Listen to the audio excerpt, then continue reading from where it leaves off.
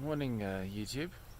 It's a beautiful Saturday morning here in Cochise County in southern Arizona, and I just wanted to give a quick garden tour. And I'd also been thinking about a couple things recently. Watched a couple videos, and it kind of centered around community, and I just wanted to talk about that as well. I've got some frustrations with a few things, and I just wanted to mention them. Not that I'm moaning, just that I wanted to air them and just maybe help someone else who's in the same position as me. But let's first get on to the garden tour. I just came out here to water the vegetables, and I thought I'd just give you a quick tour and you can see what I've been doing. I haven't posted a lot of this recently because for various reasons, and one of them I'll voice in the frustrations later on. But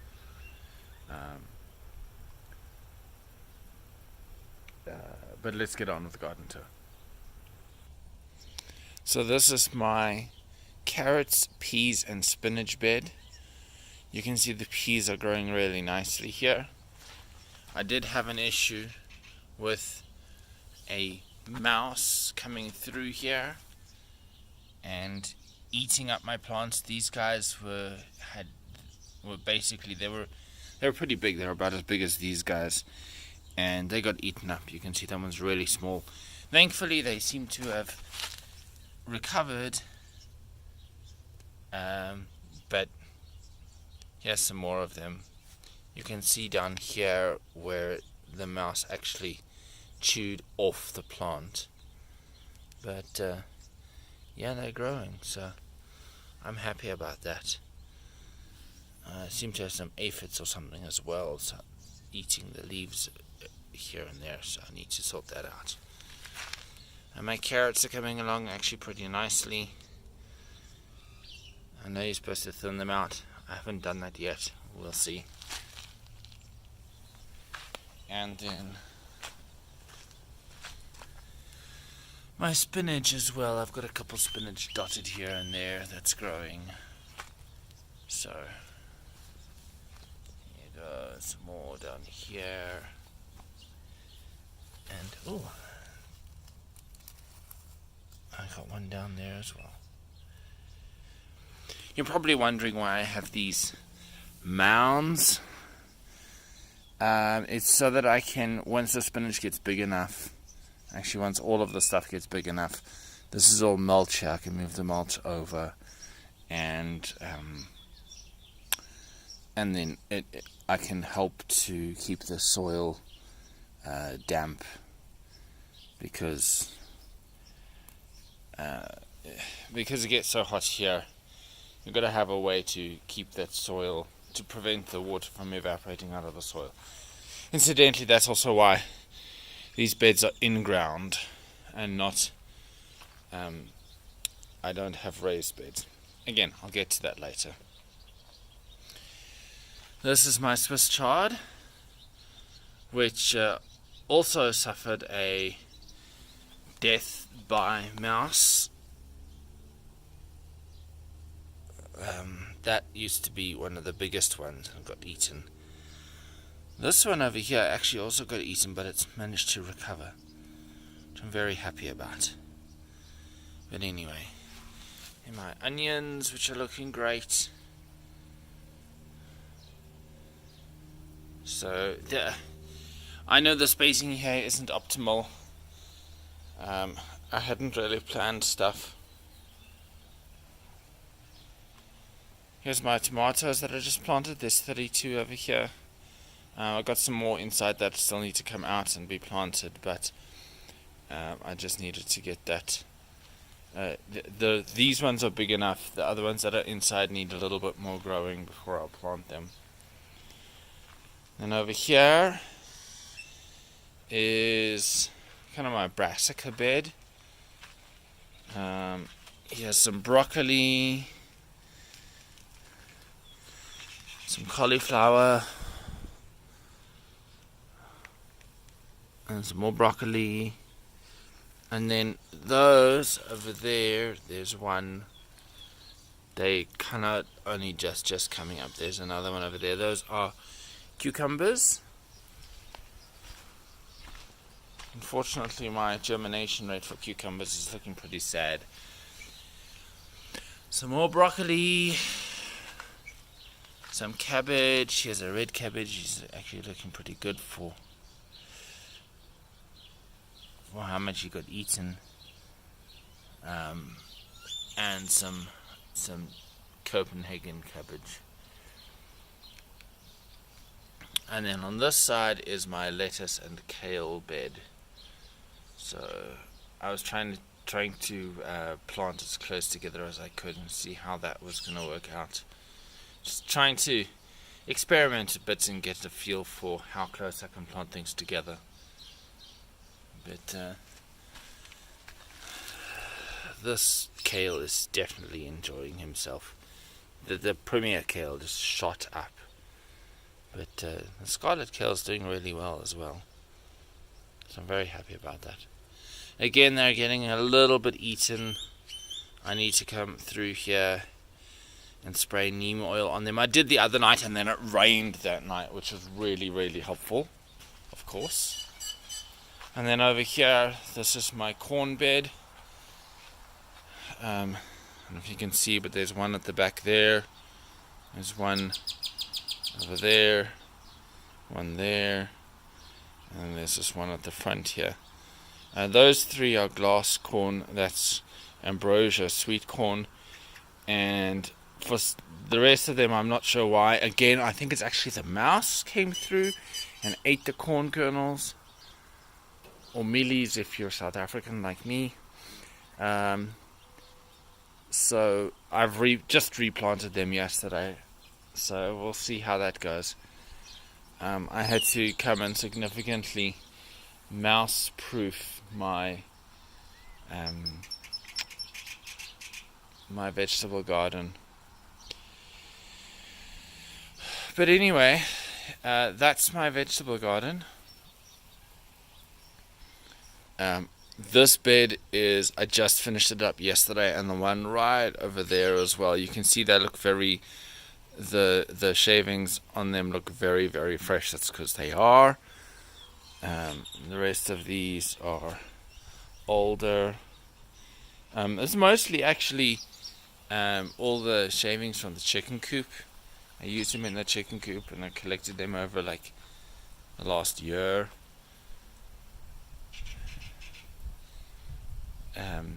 They've been sitting in the sun and all the rest of that.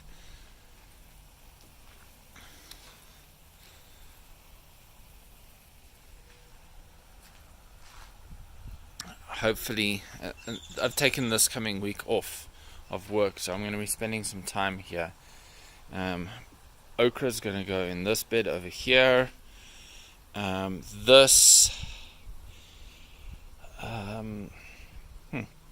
Can't quite remember what I'm going to do here, but I'm going to do some stuff here. I think maybe I've still got beetroots and rutabagas to plant, so I might do those.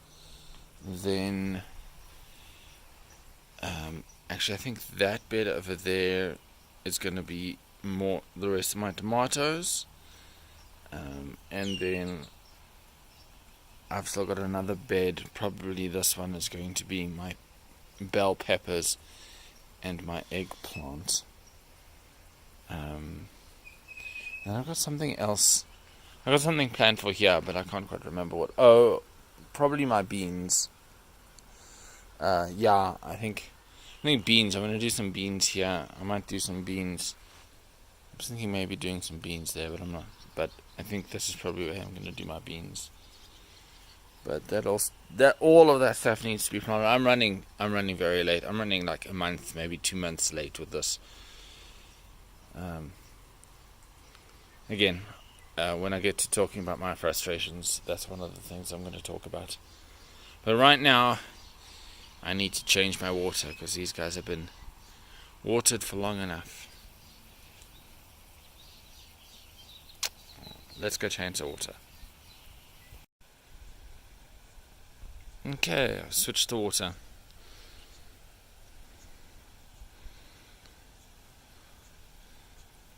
Let me tell you about my frustrations.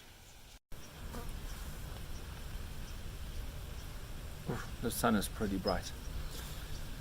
So I just wanted to talk a little bit about some of the frustrations that I've had, specifically as someone who's doing the homesteading thing part-time. I have a full-time job. It is a desk job, so it does mean that I can I'm not, my hours are fairly regular, and I can.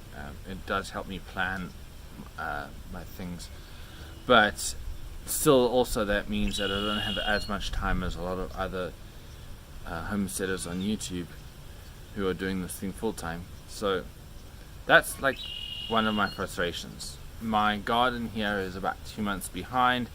I only just finished the last 2 beds. Because I've had to do a lot of labor intensive stuff and I've not had time to do it. I've actually taken the next week off work so that I can get some work done in the garden. Planting stuff. I've still got behind the garden over there is the vegetable and melon patch where the dog is. They like that area. I'm not sure. We hoed the ground and got rid of all the tumbleweed. And so I'm just starting from scratch and not having enough time has been really frustrating. It's been seriously frustrating. So if you're in the same position as me, I can totally understand. Just do what you can. Really, that's all I'm doing. There's no other way about it. Just do what you can. I don't have any big equipment. I think that's probably another frustration that I have is the lack of resources. I just moved to the US. I moved to the US about 2 years ago now, just over 2 years ago. It'll be 3 years at the end of this year. And I came here essentially just with, we moved here, our family moved here, and we essentially came with our clothes, and that was about it. A couple other small personal items, but that was it. And so we've had to really start from scratch. I had to find a job, and then once I'd been going steady with the job, then we bought this house and this bit of land. It's 4.8 acres of land here, so we have a little bit of land to work with. But essentially, I have no resources. I built the fences around the vegetable garden, and this is also why part of the reason why it's between the 2 shipping containers is so that they kind of provide extra fencing, but the posts and the crossbars are all just reclaimed wood. It's just wood that was already lying around here that I used. I had to buy some cement, I bought some quickcrete to set the posts. The chicken wire I did buy. That's not horribly expensive, so I did buy that. And I just had to do what I could when I could. Thankfully I did have a pick and a couple shovels, and we bought a wheelbarrow, and I just, after work every day, I just would come here and I would start picking, and these 10 beds took forever. I didn't have a backhoe or anything else like that. So I just had to do it by hand. Get it done. It can be done. I've done it. It's a lot of hard work. But you just buckle down and do it. Another frustration that I have relating to that is that here in Arizona, you can't really do raised beds. It's too hot. The raised beds, what happens is that the raised beds dry out much quicker than if you're just planting into the ground. But having said that, the ground here is just clay. I mean, like like if you dig below the topsoil level, the clay under there is almost good enough to use for pottery. It really is. It's that sort of clay. So I had to dig out each one of these beds, all 10 of these beds, dig them out with my pick and my shovel, and then I had to put something in them to help to fertilize the soil. And I didn't have compost. We only been here a year. I didn't, my compost heap as well is a bit of a failure because Arizona. In Arizona, well, your compost is 3 components, not 2. In Arizona, you have your blues, your brown, I said it already. Your greens, your browns, and your blues.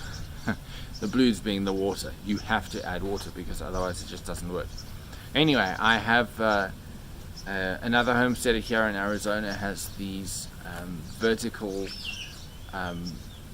tipping compost bins. So I'm going to try that. I've got those 2 black barrels at the back there.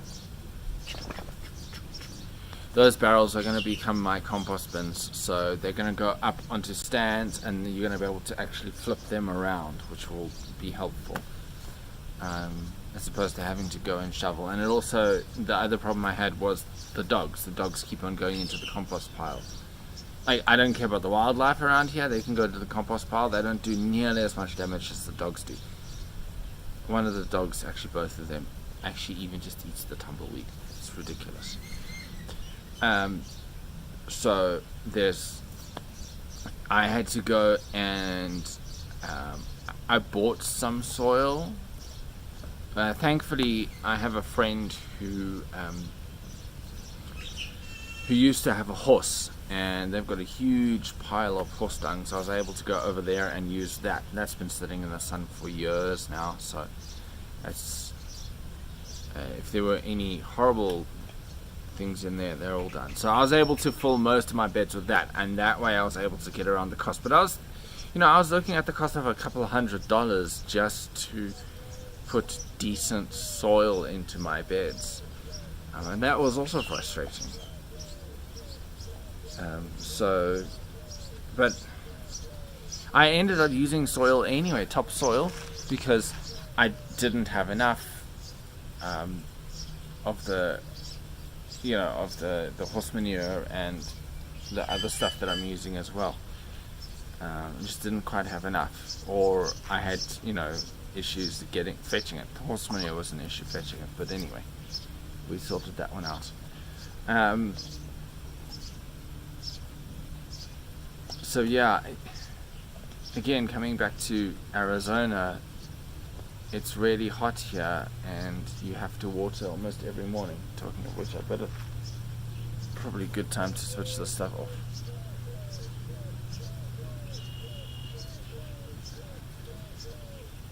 As much as it's great to have it watered, you can also water too much. And with the soil, with the clay level under all of my beds, it actually makes a little bathtub effect, and the water just sits in the beds. So I do have to watch out for root rot in the desert of all places. Let me quickly go and do that, and then I'll be right back. And we're back. Okay. So onto the carrying on with the resources thing. I just wanted to quickly talk. Also, you can see my T-posts over here.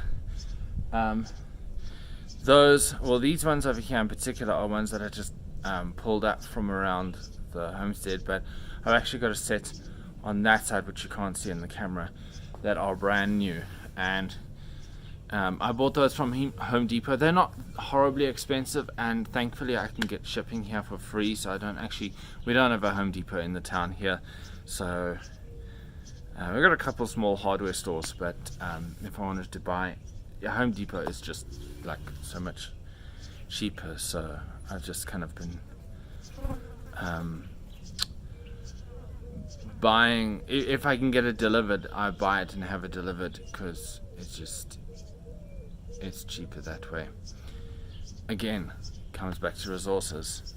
But also, like, I bought 7-foot T-posts for my tomatoes, and then ended up realizing later that I wanted I was going to need to use 8 per bed, and I'd only bought 10. So I just, again, scrounged, got these, managed to get hold of these 4. They're 6 foot, pounded in, what, they're like 5 foot now. But anyway, that'll do. I also bought those wooden stakes from the local hardware store. They were pretty cheap. I think they were about $2 each. Then I can just do the Florida weave with my tomatoes, and that'll be fine. I also bought obviously some twine for that. But yeah, just that's probably been my biggest frustration. Or the 2 biggest frustrations were the time and the lack of resources, and the fact that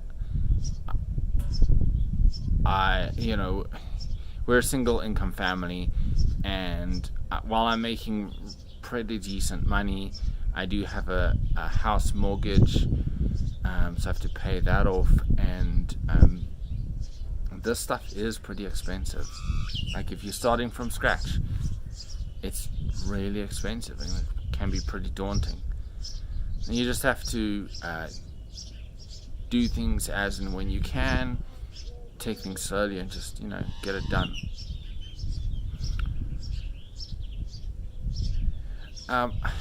Also, one of the things that I'm frustrated with personally is just in terms of YouTube in particular, is that there seems to be a lot of homesteaders in like the South and the Midwest. So we're talking Missouri, we're talking Texas and Oklahoma and those sort of places, and where they have much nicer weather and climate. It's not dry like it is here. I mean, sure, some places in Texas are dry, but not everywhere. Missouri has a almost a Mediterranean climate, I guess. It's they get lots of rain and stuff, and they complain about having hot weather, but they don't live in the desert. So but anyway, outside of those areas, there's a couple other homesteads elsewhere. I watched Big Family Homestead, and they're up in Wisconsin. But there's a couple Arkansas as well. But yeah, it's mostly that sort of much more fertile land, places where you can actually just plant directly in the ground if you want to, or if you're lazy, you can do raised beds, because that's the thing at the moment. And I'm just frustrated that there's a general lack of homesteaders here in Arizona, because I don't believe that it is impossible to do it here. I think it's, from my perspective, I'm looking at this, I can totally raise a garden here. I know I can. Yes, it gets hot, but we can get around that. We've got a much longer growing season. Where we are, we're in the high desert. We're about 42,000 feet elevation, and so our summers are not as hot as areas like Tucson and Phoenix,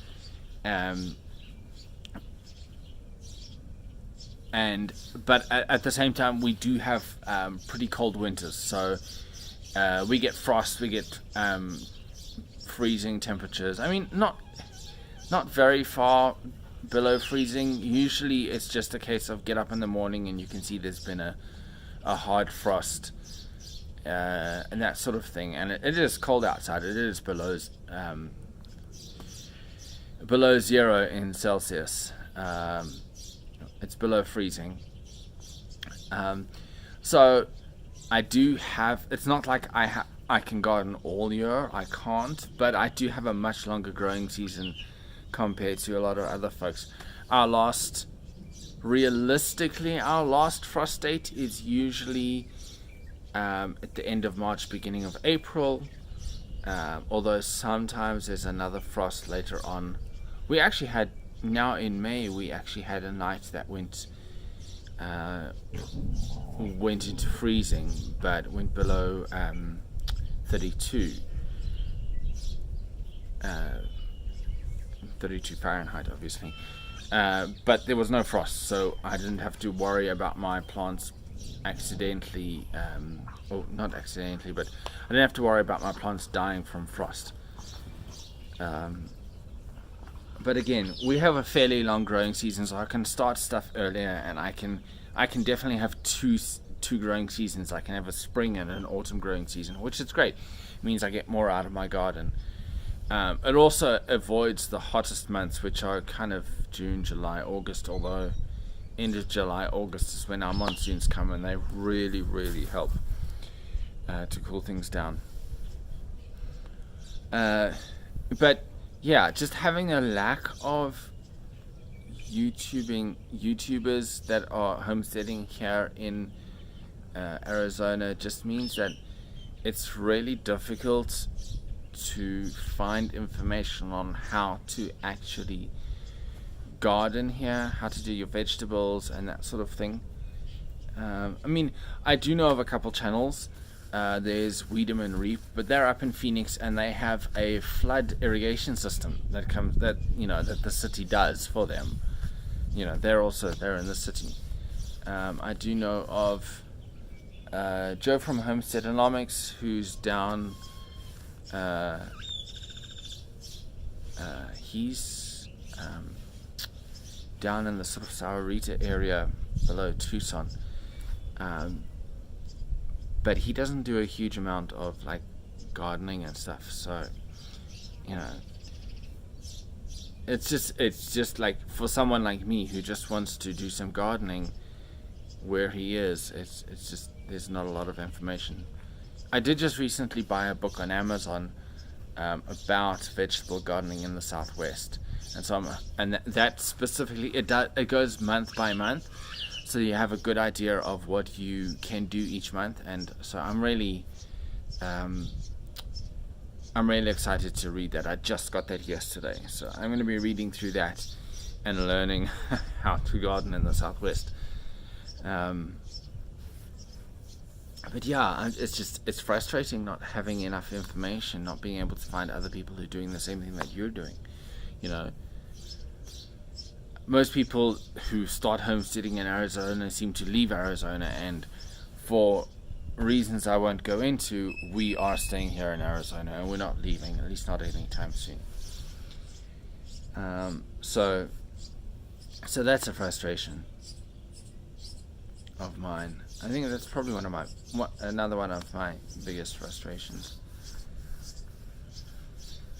And then the last frustration I have is, obviously I have a YouTube channel. I'm trying to kind of grow my YouTube channel. I know I need to post more often. I've got a couple videos coming out. I've got a video about the mouse that was eating my peas that's coming out. I need to edit it and then I'll release it. And I've also got a video about my beehive that I need to edit and put out. Hopefully I'll get those out in the next 2 weeks. So, I mean, I do realize that I need to post more often. That's part of why I started the Wildlife Wednesdays as well. Because we've got a lot of wildlife here. I need to figure out how to film some of it. But we've got a lot of wildlife, bunnies and birds and all sorts of things. And so I'm hoping that'll also help the channel. I don't know how long I can do that for.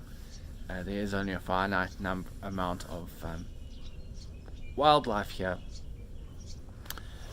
but that'll hopefully that can help things. Anyway, so I have a couple of videos coming out, and as I do the garden more and more, I'll also have more and more videos here. But it's just frustrating when you only have friends and family who are subscribed to your channel, and no one's really watching the stuff. And some people watch all the way to the end. Not everybody does. Some people click in and watch like the first 10 seconds, and then they're like, and then they leave. And it's just frustrating. It's frustrating when you want to have a bigger channel, when you want to I'll be quite honest.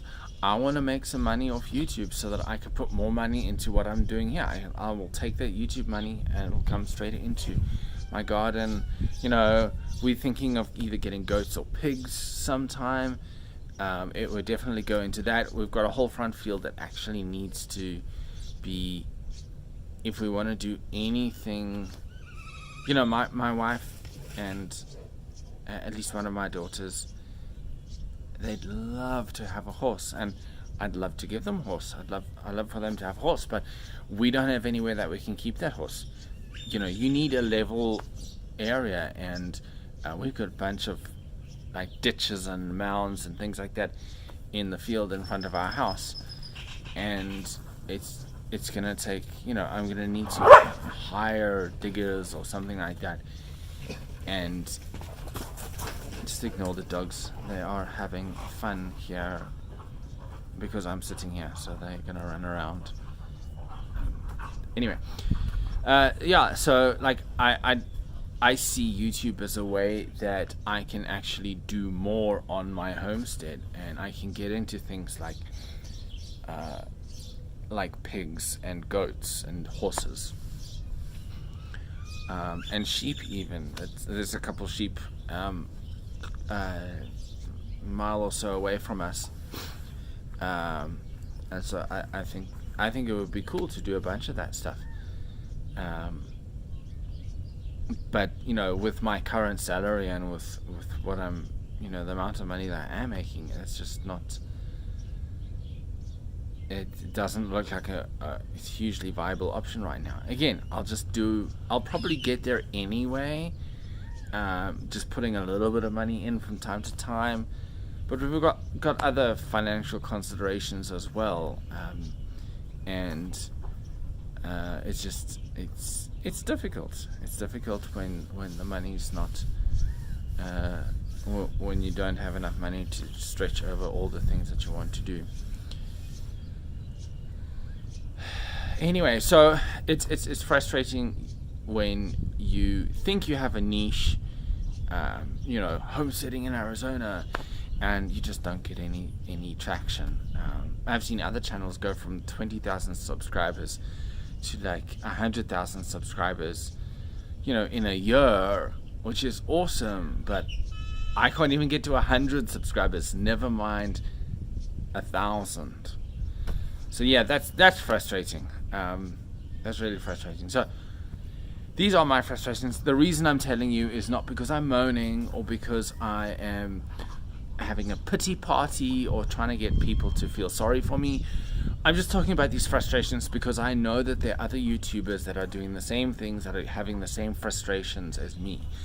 And I just wanted to make a video that other people can go, hey, look, I'm not the only one who's frustrated by this, who's trying to start my homestead where all the other huge successful homesteading channels have had their garden going for 3, 4, 5, 10 years now, and they seem to have endless amounts of money. And they get to YouTube full time, they get to homestead full time. Yay!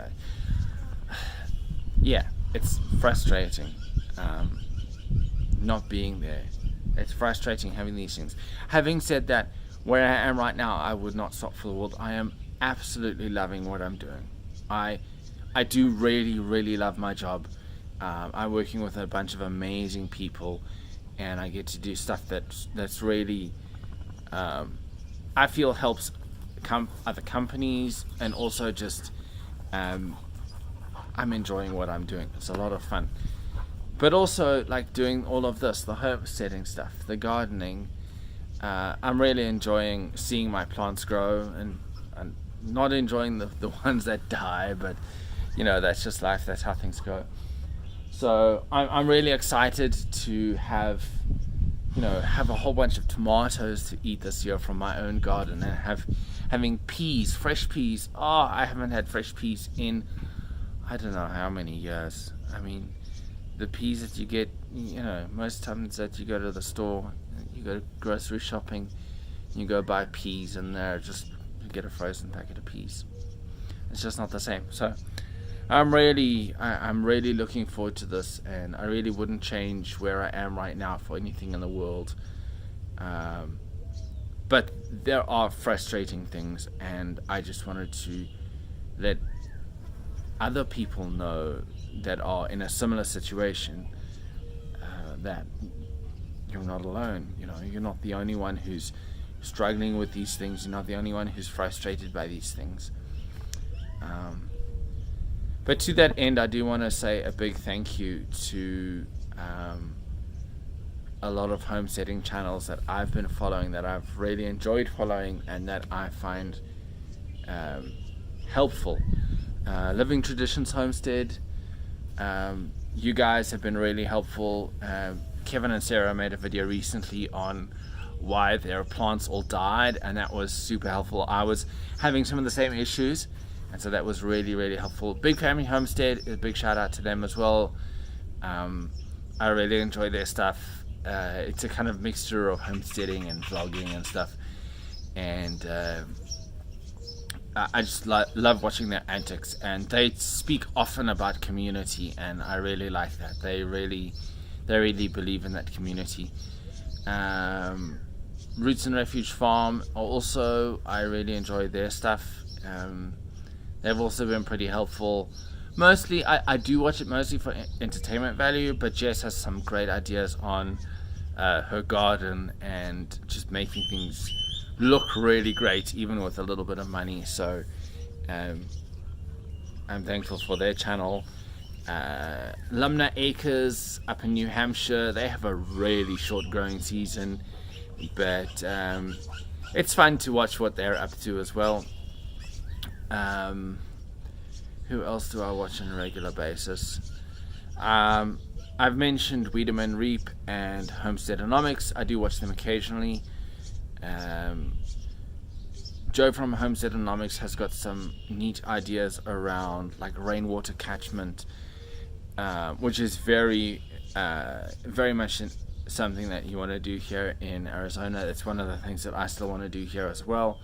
I'm going to be setting up a rainwater catchment for watering my chickens, so I don't have to go and fill their water trough all the time.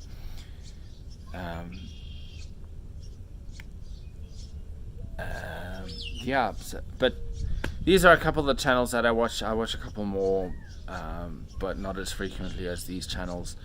I found them informative and helpful, and they definitely have helped me with my vision for a homestead and kind of where I want to go and that sort of thing. And they've had a lot of helpful information as well. So if you want to go check them out, I highly recommend them.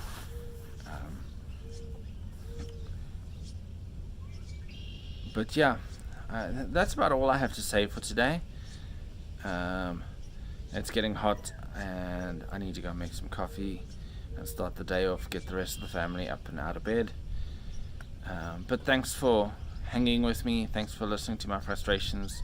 Again, please realize I'm not moaning. I'm not looking for a pity party. I'm not looking for, not even really necessarily looking for sympathy. I'm trying to sympathize and empathize with other people who might be in the same situation as me and who feeling frustrated. And I just want to say, hey, hang in there. I know it's going to get better for me, so it's going to get better for you too. Just keep on doing it. Keep on doing your stuff. I mean, at the beginning of the year, I didn't even have a fence up here, and now I've got a fence and I've got 10 beds, which were a backache to dig, but I got it done. I've got tomatoes planted. I've got peas. There's a second set of peas. My previous set of peas actually all never germinated. It was pretty horrible. Peas, carrots, and spinach. I had to replant it all. So, we suffer setbacks, but we'll get there. I was the moment I saw my first pea germinating, it was the best feeling in the world. So you'll get there. Hang on to the small victories. Push through the hardships and the tough times and the frustrating stuff, and we'll all get there in the end. We will. I know we will. I know that the bigger homesteading channels have definitely gone through the same things. And we often get carried away with watching their latest stuff, but we don't think about what they had to go through to get there.